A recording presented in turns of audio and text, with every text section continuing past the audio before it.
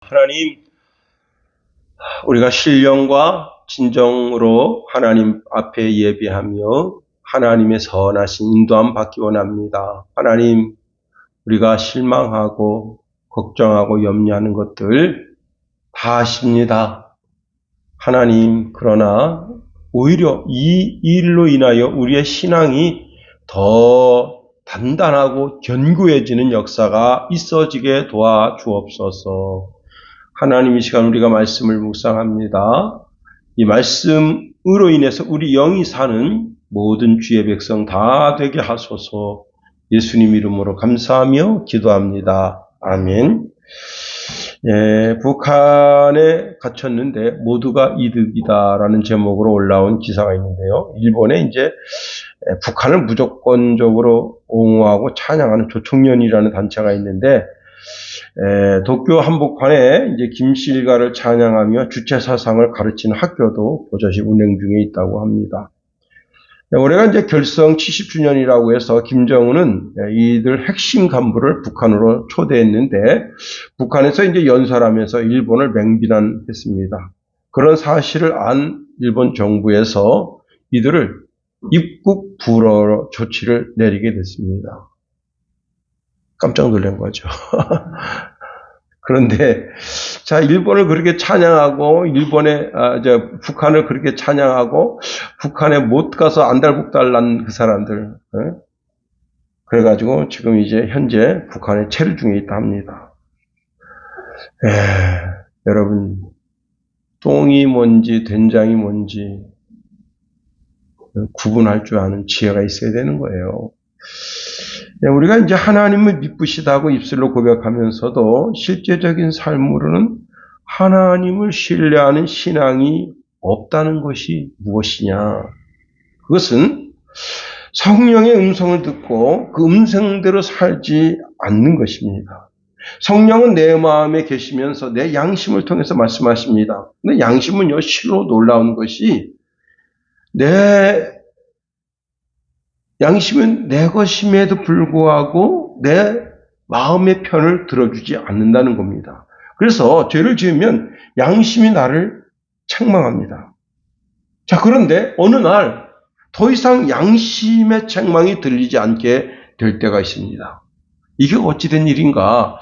내가 성령 충만해서 더 이상 성령의 음성이 필요 없는, 그러한 정말로 하나님의 마음에 합한 사람, 하나님의 성품을 지닌 사람으로 살면 더 이상 성령 하나님이 내 양심 속에 음성을 주실 필요가 없어요.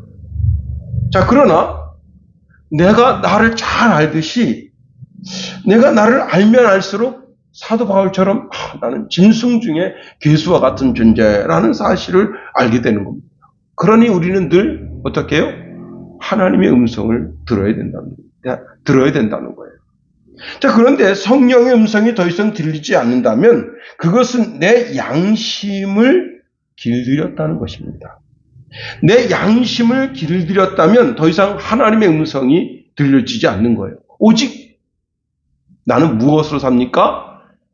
본능으로 사는 거예요. 본능.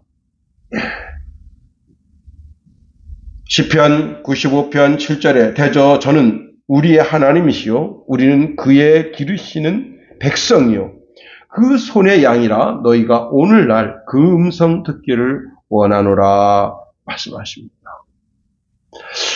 이 이스라엘 백성들이 출애굽하는 가운데 물이 없으니까 모세를 원망하기 시작합니다. 그리고는 물을 내놓으라고 윽박지르고 척박하기까지 이르렀습니다. 그래서 하나님은 모세에게 이제 네 지팡이를 들고 가서 반석을 쳐서 물을 내라 그렇게 말씀하셨습니다. 자, 그런데 모세가 하나님의 지팡이를 들고 가서는 그 반석을 신경질적으로 두들깁니다. 근데 한 번만 이게 탁 갖다 대면 되는데 신경질적으로 자기가 기적을 베푸는 것을 막 하니까 하나님께서 모세에게 분노하시고 뭐라고 말씀하시는가 하면 이렇게 말씀하십니다.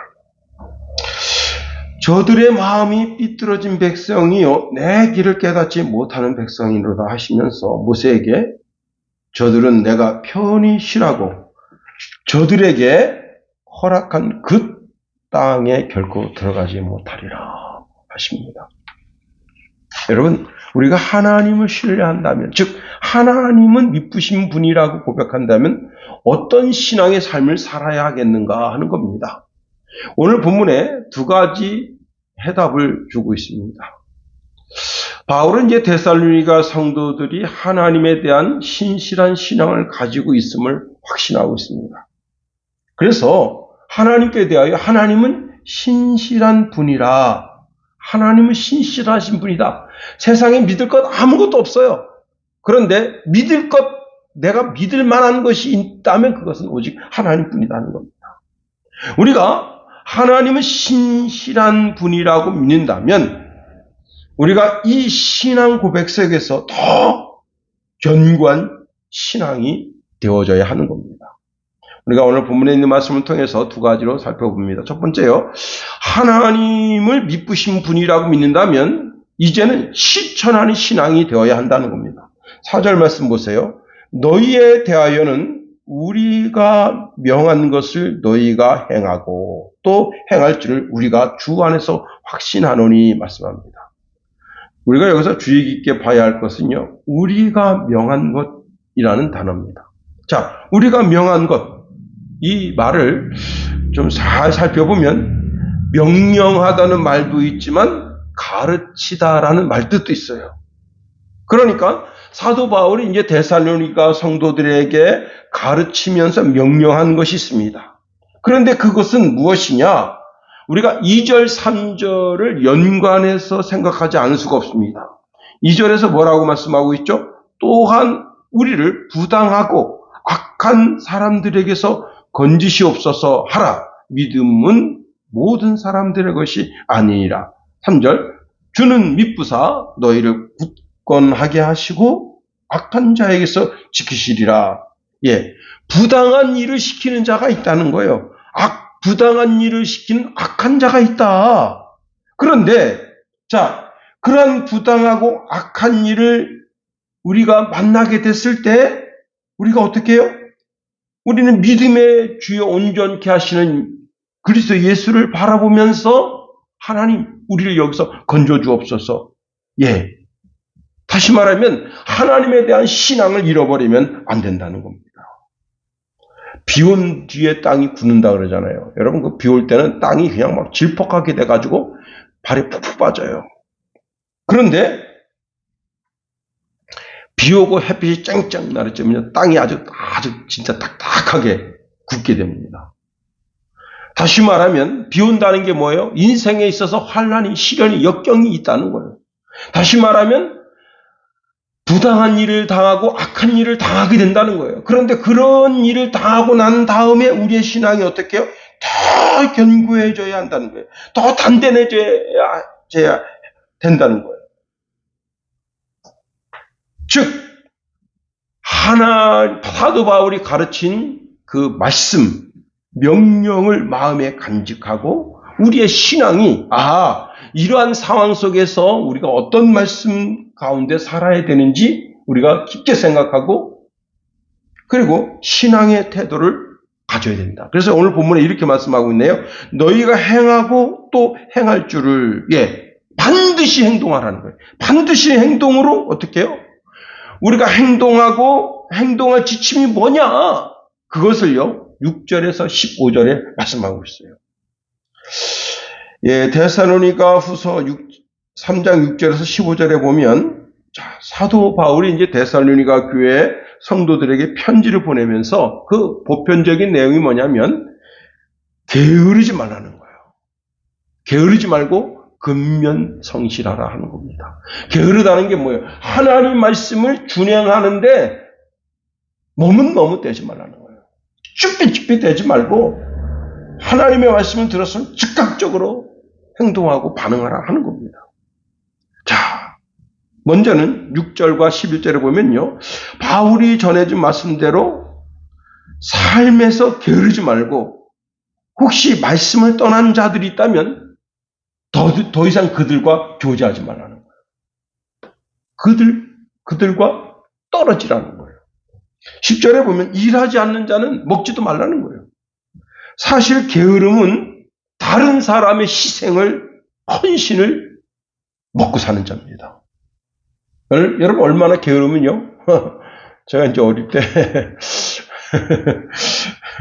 이제 막 굉장히 피곤한 거예요. 밥상머리에서 이렇게 이러고 밥을 먹으니까 우리 할머니가 뭐라고 말씀하시면 아예 들어누워서 드시죠, 도련님.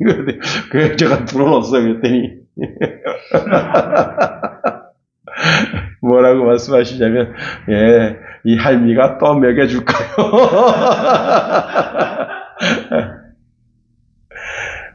근데 그때 되게 피곤했던 거예요, 그게. 그래서 이제 그랬던 건데, 어머니가 이놈의 자식이 말이야, 어디 밥상머리에서 누워서만 먹냐. 참, 여러분, 게으름은 뭐라고요? 다른 사람의 헌신과 다른 사람의 희생을 먹고 사는 자다. 그러면 안 되잖아요. 결국은 그 공동체에다가 부담을 주기 마련입니다. 그 다음에 7절에서 9절은요, 자신이 본을 보이는 신앙의 삶을 살라는 거예요. 바울은 복음을 전하는 과정에 있어서 고린도 교회에 영향을 끼칠까봐 스스로 일하면서 복음을 전했습니다. 즉, 공동체 안에서 모범을 보인 거죠. 더 나아가 진리의 말씀 가운데서 행동하지 않는 사람은 우리가 결단하고 교제를 끊어야 된다는 거예요. 그래서 스스로 부끄럽게 여기도록 만들어야 한다는 겁니다. 우리는 일하지 않고 문제만 일으키는 사람을 부끄럽게 해야 하지만 그렇다고 해서 그 사람을 원수처럼 그 사람과 나와의 관계, 그 다음에 그 사람과 교회의 관계가 원수처럼 되면 안 된다는 거예요. 더 나아가 우리는 선한 일을 포기하면 안 된다. 그래서 13절에 이렇게 말씀하고 있네요. 형제들아, 너희는 선을 행하다가 낙심하지 말아라. 여러분, 야고보 사도는요, 우리가 듣기만 하고 행동하지 않는 신앙이라면 그 신앙은 죽었다는 거예요. 이렇게 말씀합니다. 야고보서 1장 22절, 25절에 보니까 너희는 도를 행하는 자가 되고 듣기만 하여 자신을 속이는 자 되지 말라. 누구든지 도를 듣고 행하지 아니하면 그는 거울로 자기의 생긴 얼굴을 보는 사람과 같으니 제 자신을 보고 가서 그 모양이 어떠한 것을 곧 잊어버리거니와 자유하게 하는 온전한 율법을 들여다보고 있는 자는 듣고 잊어버리는 자가 아니요 실행하는 자니 이 사람이 그 행하는 일에 복을 받으리로다 말씀하십니다. 그 이혜인 그 시인이 뭐라고 이제 그 시 중에서 뭐라고 이런 하는가 하면요, 빌어먹을 힘만 있어도 그 사람은 하나님 복 받은 사람이다. 어디 가서 지금 자기가 궁핍해요, 곤란해. 근데 난 창피해서 어디 가서 뭐 달라 못하겠어. 그리고 집에 있으면 굶어 죽어요. 그런데 어디 가서 이렇게 구걸이라도 할 줄 아는 사람이라면 그 사람은 행복한 사람입니다. 자, 사실 이 데살로니가 교회는요, 실천하는 믿음을 가진 교회입니다. 일찍이 바울은 데살로니가 교회 성도들이 사도 바울의 가르침과 그 명령에 따라서 크게 성장한 진보적인 신앙을 가지고 있었다고 칭찬했습니다. 데살로니가전서 1장 6절 7절에 보니까 또 너희는 많은 환난 가운데서 성령의 기쁨으로 말씀을 받아 우리와 주를 본받는 자가 되었으니 그러므로 너희가 마게도냐와 아가야에 있는 모든 믿는 자의 본이 되었느니라. 모범이 된 거예요. 데살로니가 성도들이. 그럼에도 불구하고 다시 바울이 뭐라고 말씀하고 있는 거예요? 다시 행동하고 행동하는 신앙인이 되라. 그 말은 뭐예요? 우리가 정말 자발적인, 아주 능동적인 그런 신앙인의 삶의 자세를 가지라는 겁니다. 제가 이제 그 대학교 1학년 때, 그 자매가 생일이라 그래가지고, 우리 이제 그 기도 학생반 한 20명이 갔어요. 갔는데 집이 그 답심리인데 아주 조그맣더라고. 아버님이 그 경찰관이신데 집이 쬐까네요. 그러니까 거실이 우리 집 거실 반 정도밖에 안 돼요. 그래가지고 20명 정도가 있는데 민폐를 끼친 거예요. 다 신발 일단 신발이 그 신발 거기 놓는데 다 못 들어간 거예요. 어? 근데 경찰관인데 그렇게 검소하게 사시더라고. 그래가지고 막 옹기종기 딱 앉아가지고 우리가 이제 케이크 하나 사가지고 가서 뭐 생일 축하합니다 하고 그리고 이제 있는데 예, 깜짝 놀랄 일이 일어났습니다. 뭐냐면 그 오빠가 장애인이에요. 중증 장애인이에요. 그런데 얼마나 구김없이 컸는지 야, 그 오빠가 이제 생일잔치 축하 노래 딱 끝난 다음에 자기 방에서 나온 겁니다. 다들 깜짝 놀란 거예요.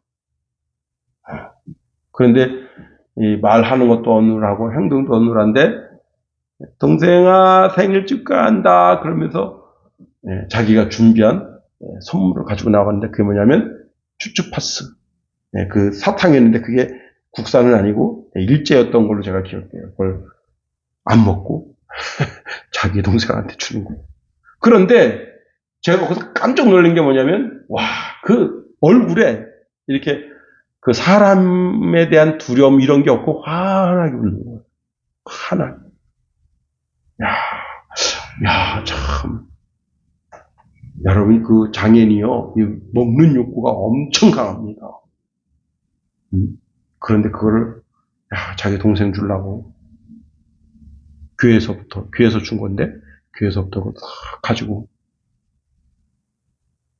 우리는 이제 맨입으로 가서 생일 축하하고 케이크 먹고 밥상 먹고 그런 건데, 잡아서, 야, 대단하다, 속으로. 적극적인 실천의 삶. 뿐만 아니라 이 데살로니가 교회 성도들은 믿음과 사랑과 소망의 역사를 이뤘다는 거예요. 데살로니가전서 1장 3절에 보니까 너희 믿음의 역사와 사랑의 수고와 우리 주 예수 그리스도에 대한 소망의 인내를 우리 하나님 아버지 앞에서 끊임없이 기억함이니 끊임없이 기억한다는 게 뭐예요? 행동하고 행동하는 그런 신앙의 손을 가졌다는 거예요. 오른손이 하는 일을 왼손이 모를 정도로 그렇게 열심히 일을 했다는 거예요. 그러면 여러분 잘 들으세요. 그런 사랑과 정성은 사람도 알아줍니다. 그리고 하나님도 알아줍니다. 우리가요 이렇게 생각할 때가 있어요. 뭐냐면 내가 이렇게 선행을 베푸는 일을 사람이 알면 하나님께 복이 안 된다. 이렇게 스스로 생각하고 착각하는 인간이 있어요. 그렇지 않습니다.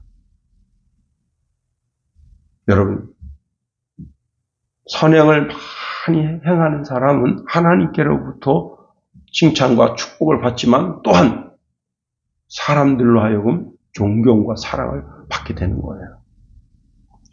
사도행전 9장에 보면요. 다비다라는 여자가 있습니다. 이 여자는요. 참 대단한 여자입니다.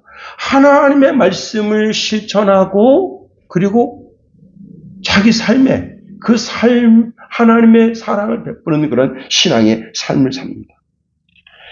자, 그런데 이 여인이 어떤 원인인지 모르지만 제가 심장마비가 아니었겠는가 하는 생각을 가지게 됩니다. 심장마비로 갑자기 죽게 됐어요.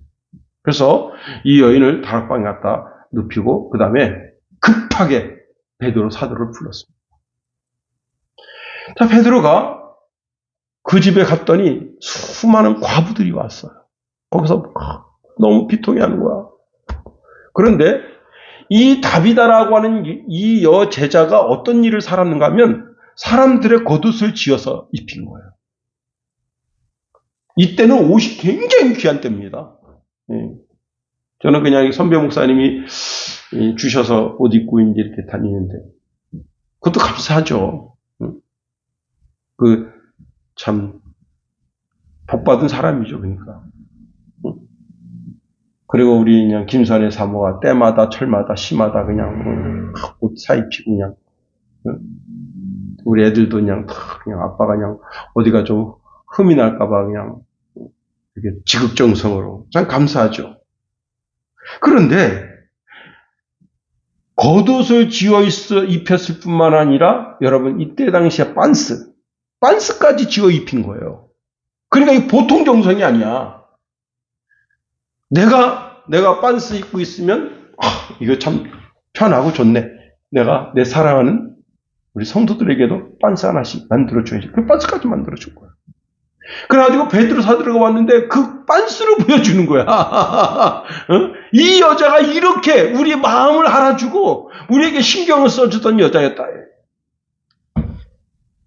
그랬더니 여러분, 베드로가 다락방에 올라가서 무릎을 꿇고 기도한 후에 다비다를 향해서 이렇게 명령합니다. 다비다야, 일어나라. 죽었다 살아나. 여러분, 그 아름다운 선행, 행동하는 그 아름다운 선행을 하나님도 알아주신다. 그 믿음을 통해서 장수의 복을 받아들이게 된 겁니다. 사도행전 10장에 가면요, 고넬료라고 하는 백부장 이야기가 나옵니다. 그에 대한 평가가 이렇게 되어 있어요. 사도행전 10장 1절 2절에 보면 가이사라에 고넬료라 하는 사람이 있는데 이달리아 데라 하는 군대의 백부장입니다. 그가 경건하여 온 집으로 더불어 하나님을 경외하며 자기 집 식구들 다 예수 믿어. 그 다음에 진짜 대단한 사람이에요. 백성을 많이 구제하고 하나님께 항상 기도하더니 라고 말씀하고 있습니다. 많은 백성을 구제한 거예요. 자기가 보니까 자기는 이제 일정한 월급이 나오죠. 자, 그런데 자기가 다스리는 그 관할 지역에 너무 가난한 사람들이 너무 많아. 떼거리가 없어. 굶어. 그래서 자기 월급을 털어서 그 사람들을 이제 이렇게 식량을 사서 공급해 주는 거예요. 제가 어릴 때는 흑백 TV인데 흑백 TV가 있는 집이 어떤 집인가 하면요. 군인 집이야. 군인 집. 근데 이 군인이 어떤 분인가 하면 월남에 파병 나갔다 온 분들이에요. 보통 이제 하사관들인데 그 월남에 파병 나갔다 오면서 거기서 미제, 텔레비전 하나씩 가져온 거야. 근데 우리 때가 뭐가 재밌냐면 막 전투하는 영화가 재밌어. 그게 전우라는 영화인데 나시찬이라는 사람이 나왔습니다. 예, 나시찬이라는 사람이 돌아가셨는데 암으로 돌아가셨어요. 근데 그분이 거기 나오는 소대원은 죽지도 않아. 지난주에 분명히 죽었는데 이번주 보면 또 살아있어.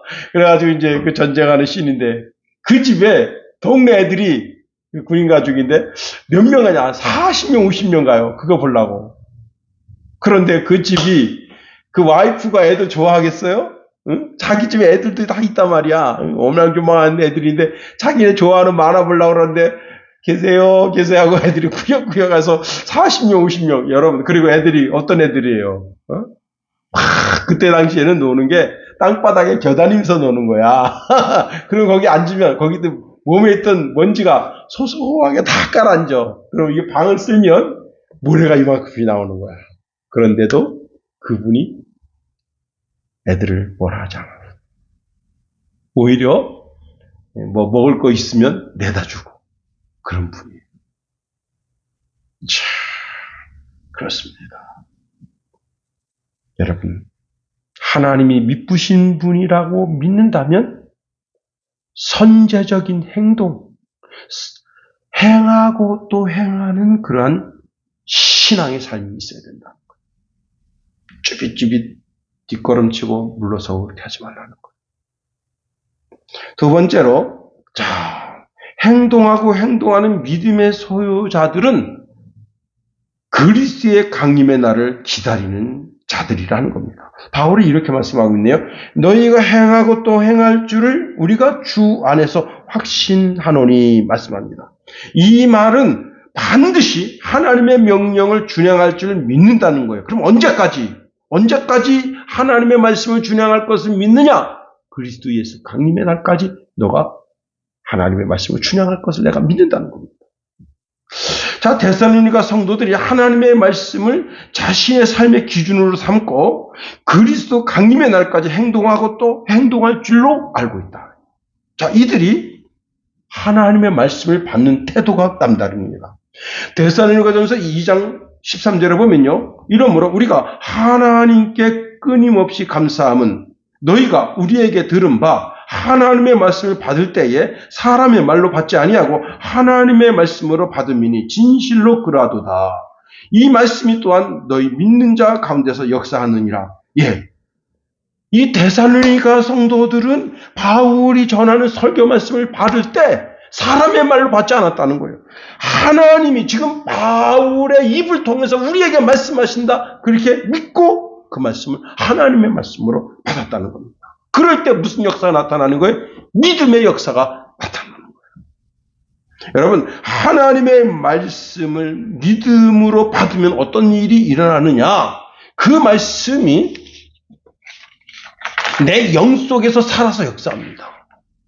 히브리서 4장 12절에 보니까 하나님의 말씀은 살았고 운동력이 있어 좌우의 날선 어떤 것보다 예리하여 혼과 영과 및 관절과 골수를 찔러 쪼개기까지 하며 우리 마음의 생각과 뜻을 감찰하나니 하나님의 말씀이 그 사람 속에 들어와 역사하는 사람은 그 말씀이 영혼 속에 꼭꼭 숨겨놓은 죄악을 들춰내서, 여러분, 여기 하나님의 말씀은 좌우의 날선 그 어떤 것보다 예리하다는, 아주 예리하다는 거예요. 그래서 혼 속에 숨겨져 있는 죄악, 영 속에 숨겨져 있는 죄악, 관절과 골수를 찔러 쪼개기까지도 해. 그래서 사람 마음 속에 있는 생각, 뜻을 감찰해서 하나님의 말씀을 실천하는 삶을 살게 한다는 겁니다. 그렇습니다. 여러분, 우리 마음속에 착한 일을 시작하신 성령 하나님께서 그리스도 예수의 강림의 날까지 우리로 하여금 어떻게 해요?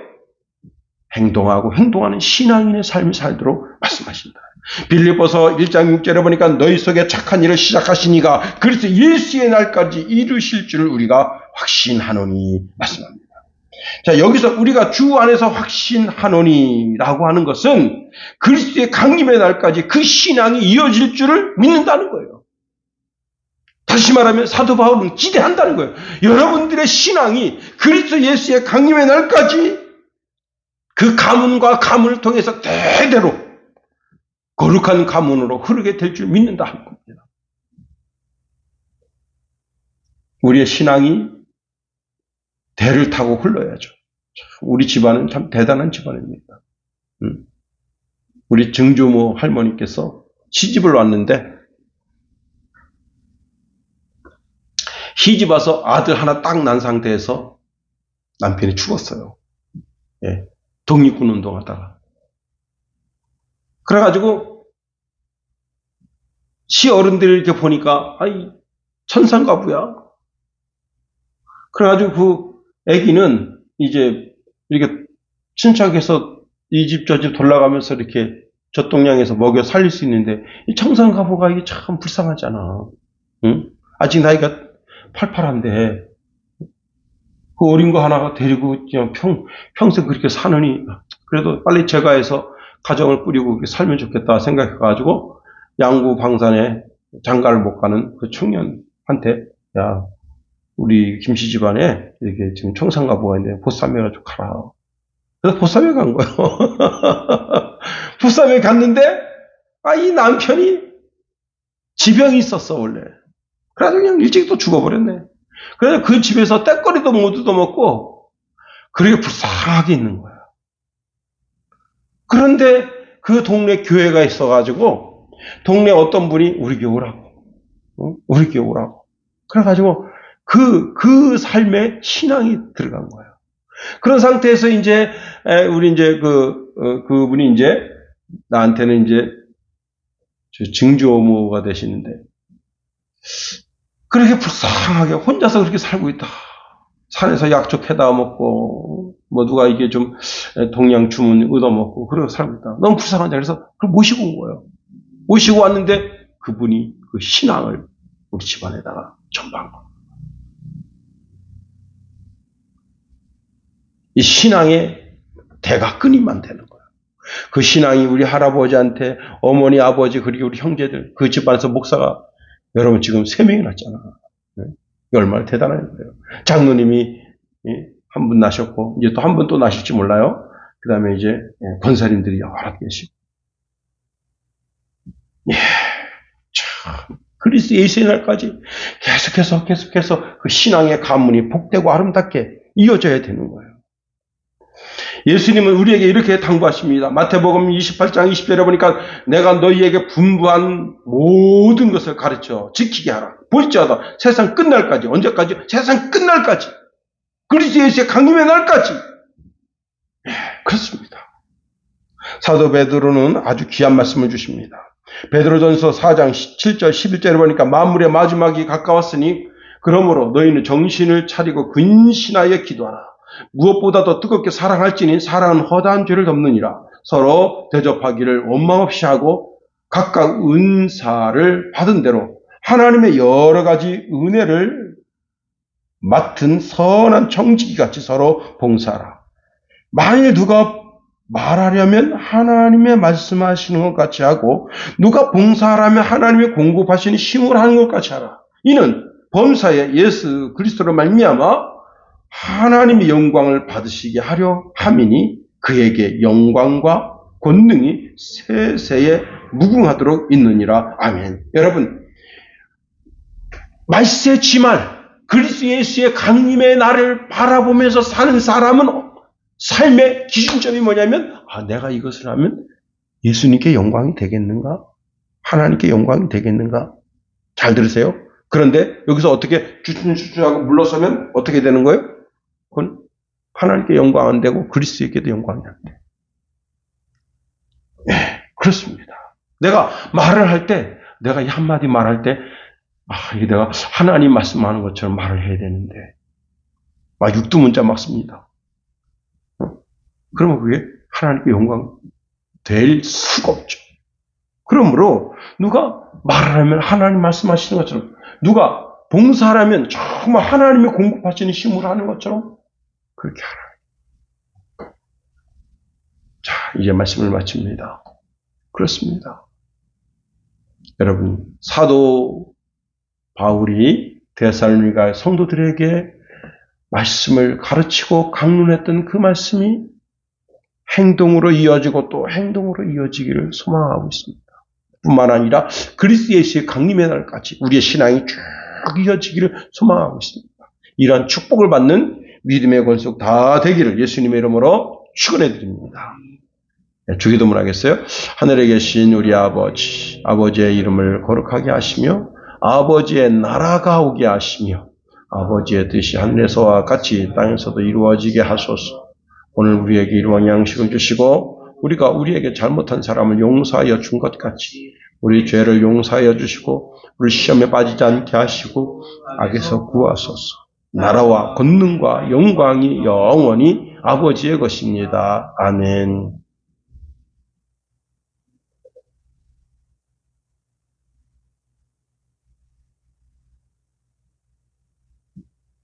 예배를 마쳤습니다.